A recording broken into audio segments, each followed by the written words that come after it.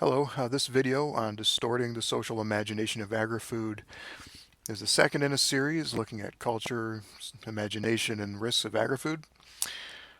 This one looking more specifically at an issue that was raised in the last video about um, how we manipulate the social imagination of agri-food. First we have to start with a useful concept here, which I think is the social representation, which is a very theoretical concept. Uh, the question we're dealing with here is, how do we think about agri-food first and foremost? What is the process involved with how we form our mental images and opinions and attitudes about agriculture and food? So, what is a social representation? This refers to mental images that correspond to any corner of reality. Here we're just looking at agri-food, but it could be applied to anything. And then, so when we say food and agriculture, we mean the imagined reality about where food comes from and how it is produced. So how we form social representations about these kinds of things. So we're asking, where do we get and how do we form social representations, especially about agri-food, and how can these mental images come to be highly distorted? Um, so one potential obstacle to what Dewey called for with the free and clear flow of information between experts and the public has been identified as agricultural gag laws, right? So some states have laws on the books that prevent experts from voicing their concerns about the risks of different agricultural technologies.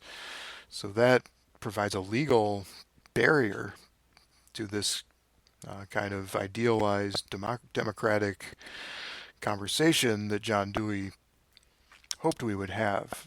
Right? So critics of ag-gag laws point out that we're suppressing information flow and thereby derailing democratic debates. Proponents, however, say the public, because of the fact that it's uneducated on these complex technical issues, could jump to irrational conclusions, and this unjustified public fear could result in unfair slander and libel against these technologies and the corporations that use them. Uh, so that's the basic debate. Now, another piece to the legal puzzle is Citizens United, because Citizens United was a ruling by the Supreme Court that essentially determined that corporations have personhood and therefore free speech rights. And with that comes a right to remain silent about the risky or the dangerous activities that they're engaging in.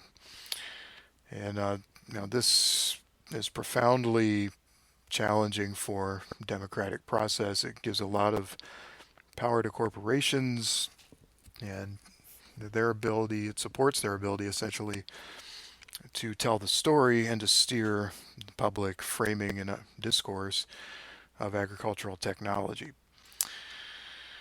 Um, as we said, part of the justification for ag-gag laws is that the public does not understand the issues and will only slander uh, these technologies.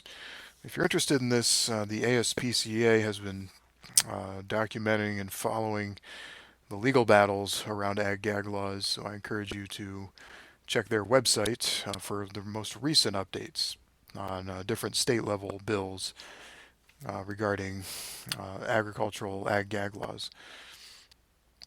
So another concept perhaps describes what we're explaining here in terms of the purposeful manipulation of public understanding of agricultural technologies, in particular in the way that food is produced, is grain washing. All right, so this more or less limited to crop agriculture by the name, but this could be applied more broadly to the ways in which we're misleading the public.